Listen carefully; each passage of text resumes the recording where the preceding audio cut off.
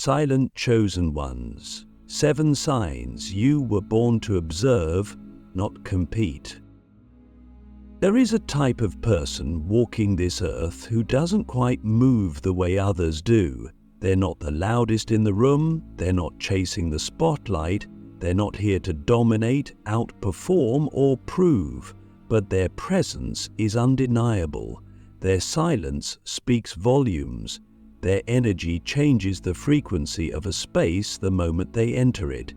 These are the silent chosen ones.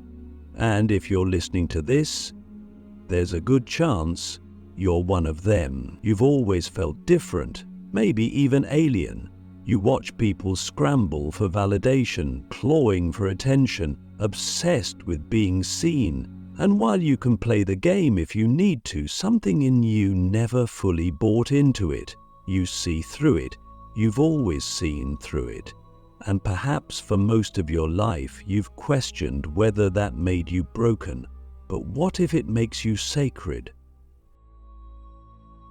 There are souls born not to compete, but to observe, not because they're weak, but because they carry a deeper intelligence.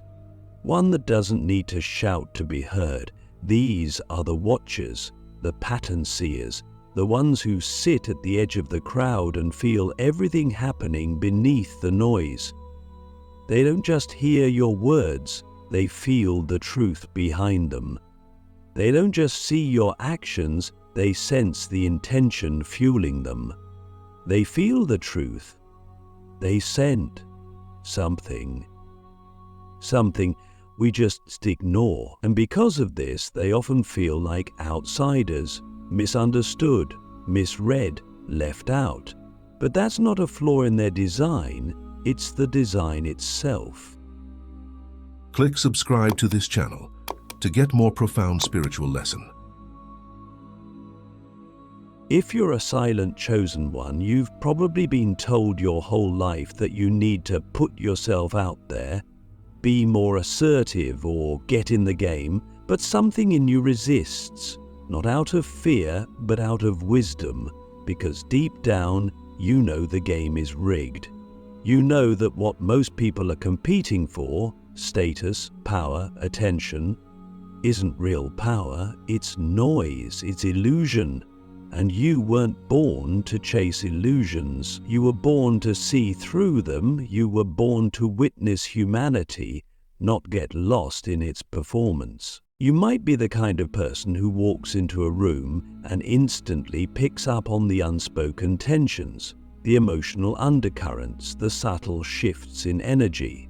People might tell you you're too sensitive. But what if that sensitivity is your superpower? What if you're not too sensitive, you're just tuned to a different frequency? One that allows you to see what others miss. One that can feel the truth behind the mask. That's not weakness. That's spiritual leadership. That's a soul that didn't come here to be loud, it came here to be true. There's a strange irony in being one of the silent chosen ones. You often feel invisible, even though you're profoundly impactful. People may not always remember what you said, but they remember how they felt around you. They may not understand your silence, but they feel safe in it. You offer something that's increasingly rare in this world: stillness, presence, a groundedness that doesn't demand attention, but silently commands respect. You don't need to compete, because you've already claimed the one thing no one else can touch: your inner peace. But being this way comes with its own challenges. You may often feel like life is passing you by, like others are climbing, winning, achieving, and you're standing still. But what if your stillness is the medicine? What if your refusal to rush, to chase, to compare is actually what the world needs more of?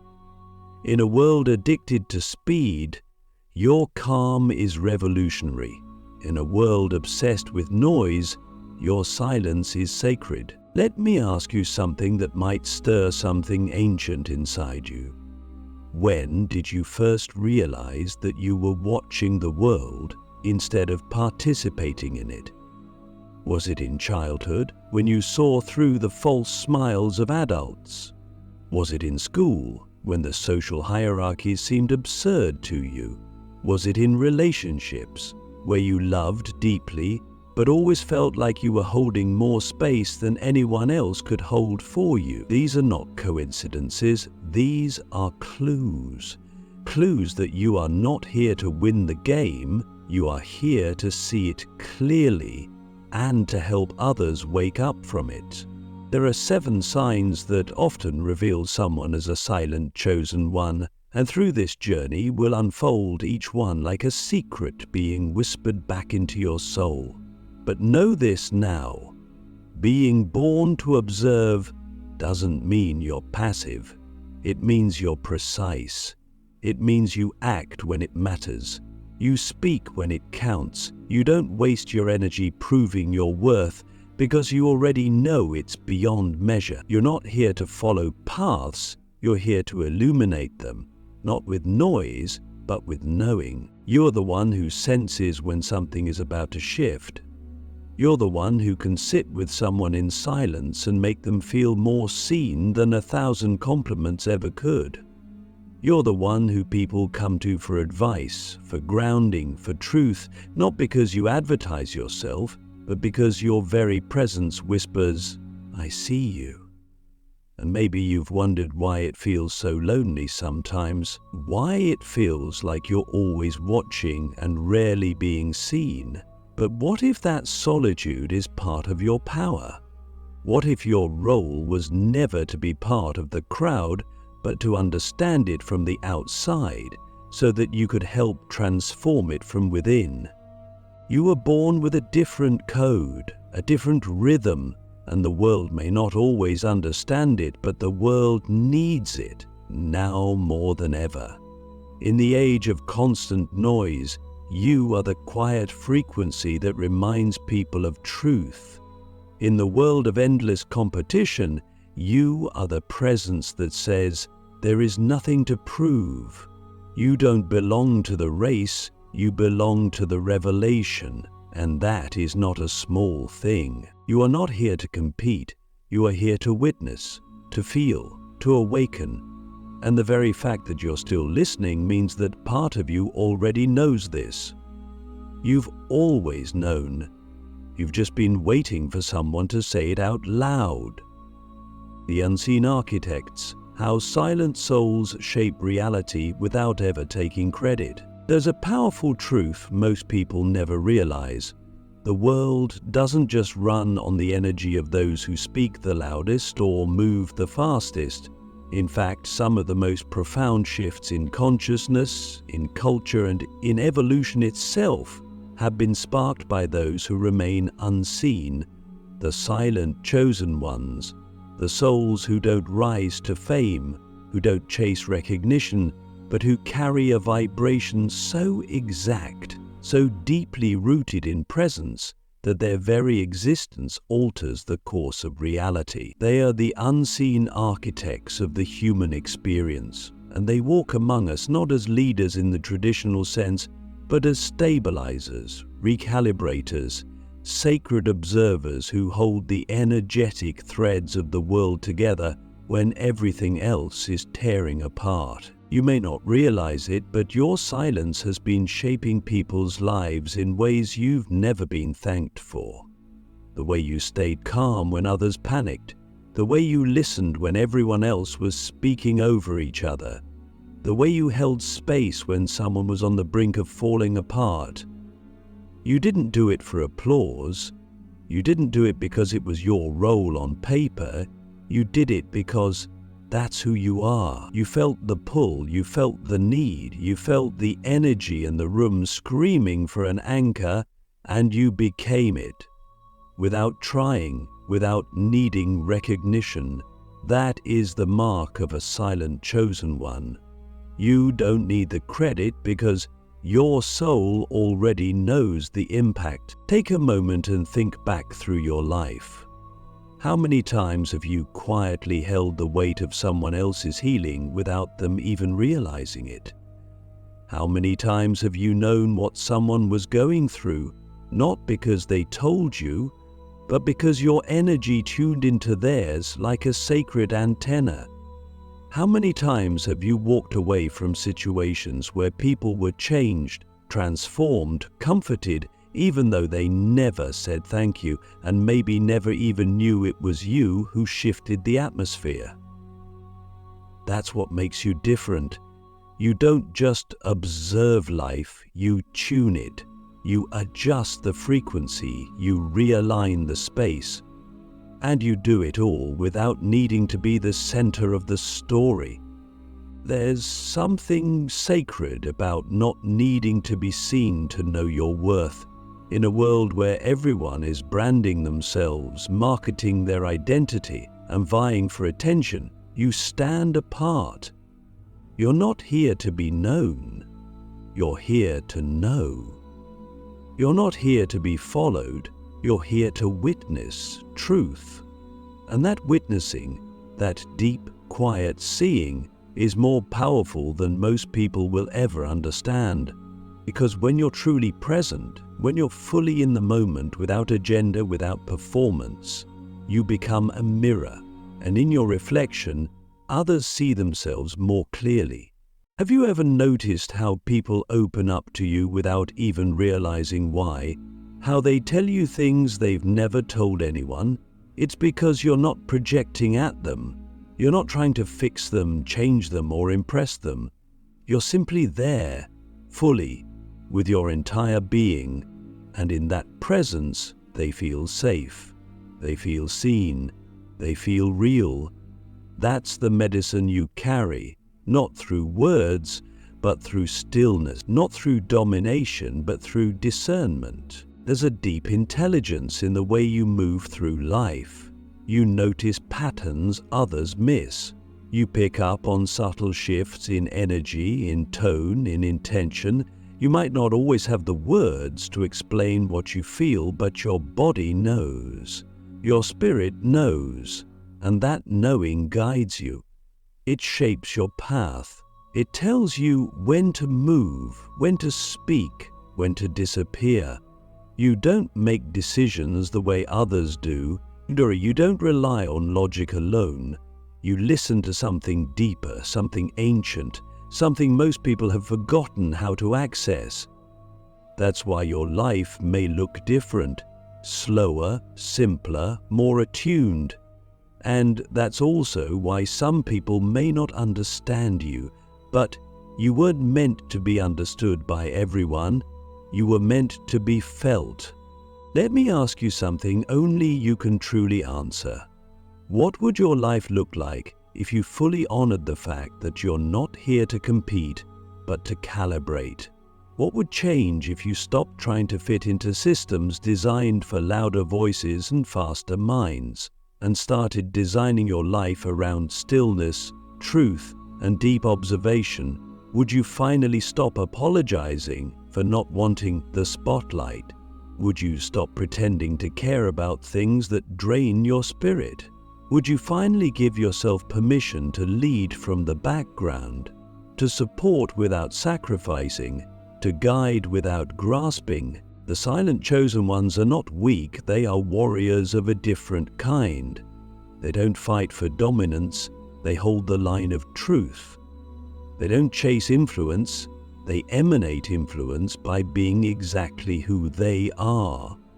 And in a world that's constantly accelerating, constantly shouting, constantly selling, their stillness becomes a form of rebellion, a form of leadership, a form of sacred resistance. Because sometimes the most radical thing you can do is refuse to play a game that was never meant for you in the first place. You shape reality not by forcing it, but by tuning into it.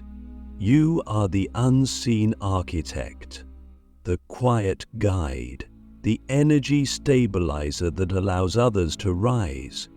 And while that role may not come with applause or titles, it comes with something far more powerful: alignment, truth, peace, and the deep, unshakable knowing that you are exactly where you're meant to be, doing the exact thing your soul came here to do. The sacred disconnection.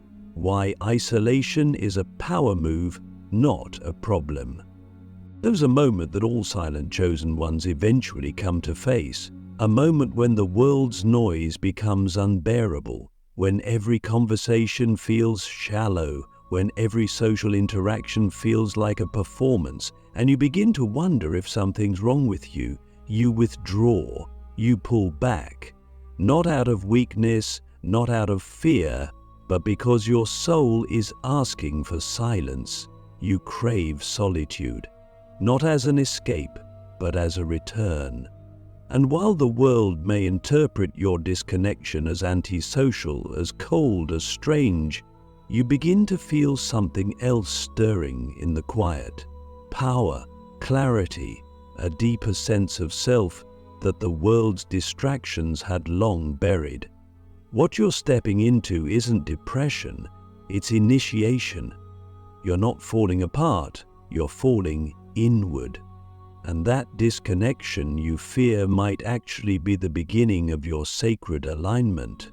Because here's the truth few dare to speak. The journey of the observer is often a lonely one. While the world is busy forming tribes, chasing trends, and finding belonging in popularity, the silent chosen ones are drawn to something else entirely: truth. And truth rarely travels in crowds. It whispers in the spaces between. It reveals itself in the stillness, in the pause between breaths, in the moments when you dare to step away from the collective rhythm and tune into your own. That disconnection you feel, it's not a flaw, it's a signal. A signal that your soul is tired of performing, tired of pretending, tired of participating in systems that drain your essence. You're not meant to be everywhere with everyone all the time. You're meant to be here, present, rooted, intentional. Have you ever wondered why the most profound realizations come to you when you're alone? Why your deepest insights don't arrive during conversations, but in the silence afterward? It's because your mind isn't wired to process life in real terms, social exchanges alone. You're built for reflection, for integration, for depth. And in a world addicted to immediacy and surface-level interactions, that depth often goes unnoticed, even unappreciated. But make no mistake, your solitude is an act of spiritual rebellion. While others are performing, you're preparing. While others are broadcasting, you're becoming. And that becoming requires space. It requires emptiness. It requires the kind of soul-level silence that only disconnection can provide. Sometimes, the most powerful thing you can do is step away. Not forever, not out of bitterness, but because you are reclaiming your own frequency. You're no longer willing to twist yourself into shapes that make others comfortable. You're no longer interested in conversations that cost your peace. You're no longer available for relationships that only see your silence as absence rather than present. You're pulling back so you can hear yourself again, so you can feel the beat of your own heart without it being drowned out by the expectations of others. That's not isolation. That's the sacred disconnection, and it's a power move. There's a reason mystics, sages, and spiritual masters throughout history have sought solitude. Not because they hated people, but because they understood that transformation requires space. You can't hear the divine in a crowded room. You can't access your deepest wisdom when you're constantly reacting to others. You need distance to see clearly. You need quiet to hear the truth. And in your disconnection, you're not losing the world. You're regaining yourself. You're stepping outside the matrix of performance and re-entering the temple of presence. Let me ask you something you may have been afraid to admit. What parts of yourself only come alive when no one is watching? What ideas, what dreams, what truths arise in you only when the world is silent?